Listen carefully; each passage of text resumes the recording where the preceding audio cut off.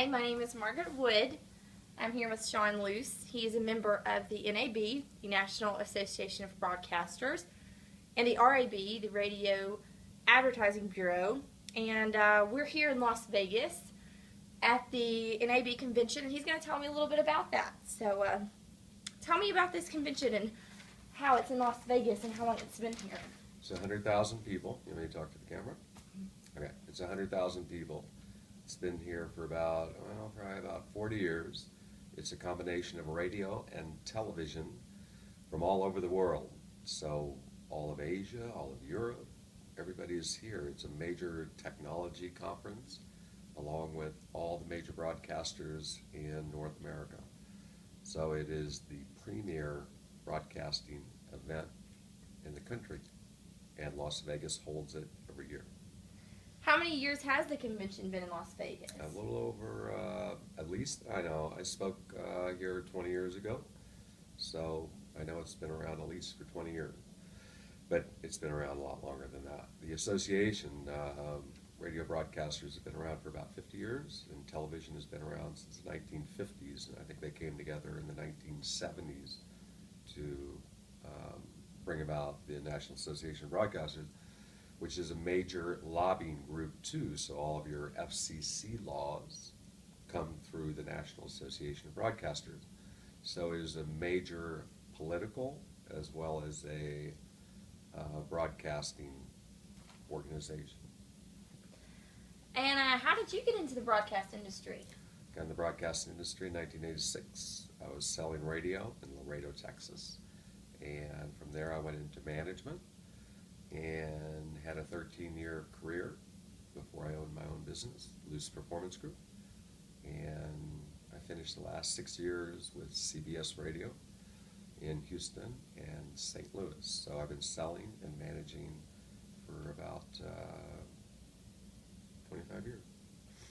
That's so interesting. And so what would you say is the largest corporation you've worked for? To be in the broadcast industry for 25, 30 years, you must have worked for some interesting people. Probably CBS Radio is probably the biggest. Time I worked for CBS Radio was before consolidation in 1996.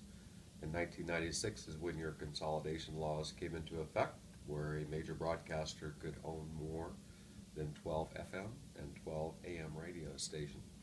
So today you have the Clear Channels of the world that own and operate over 100 radio stations, CBS, Intercom.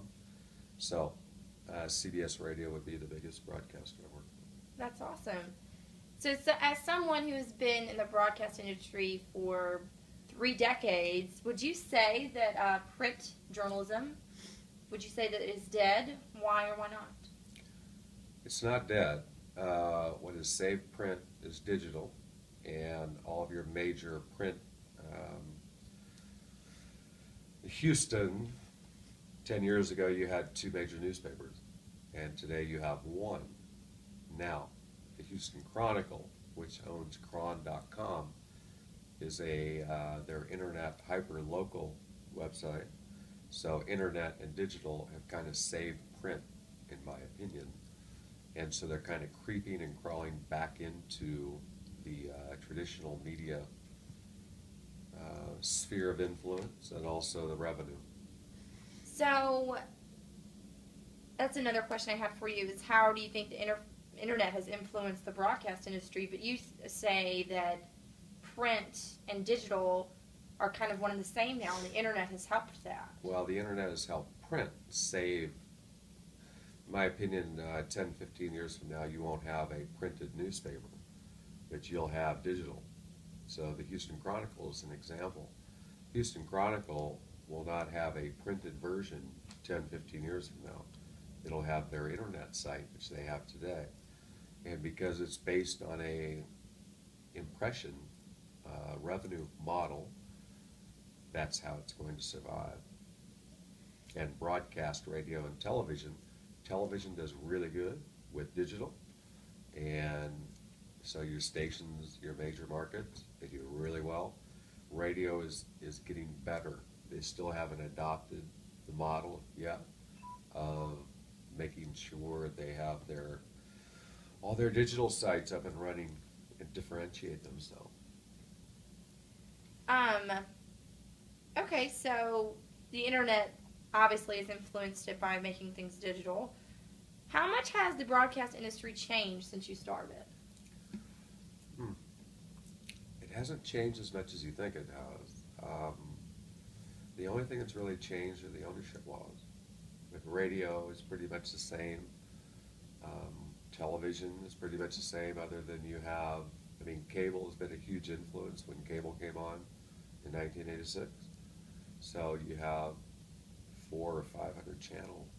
So it depends on what you're classifying as television. Network television has changed dramatically because now you have cable, Right. right? And so that's been a big change on network.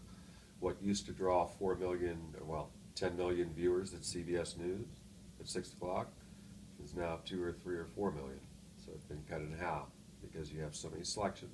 And your DVR has changed the world also. They can watch it at different times. So television has changed. Broadcasting has changed a lot. Radio needs to change even more to survive. So, in your opinion, is there anything new and different from learning what you've learned here at the convention? Is there anything new and different that the public should expect to see with broadcast and television and radio and etc.? I think especially with television, some of your new cameras, your high definition cameras, and it'll change the electronic world, where today here at the convention they have a 4G, actually they have a 4K camera that is new, okay? And 2 years from now you'll have an 8K camera, okay, pixel. However, you have to have the television in order to play that. So you'll see all of your TVs marketing change. venues selling new televisions and always advancing. So I think in that way it's really changed, and that's what I've learned here. So TV, I guess that's a way that television goes in with like the people who sell the actual TV. So as long as our technology is advancing, so will the way we receive it. You have to receive it. You can come up with an 8K camera if you're showing it on a 1080 pixel television. It's only going to show on a 1080 pixel television. So your camera is really not going to make that big of a difference. You have to have the receiver in order to play what you're playing. So how that affects television is how they film it. Your AMC movie channels and different things like that. They are really coming along because they can film in the same quality that the networks did 10 years ago.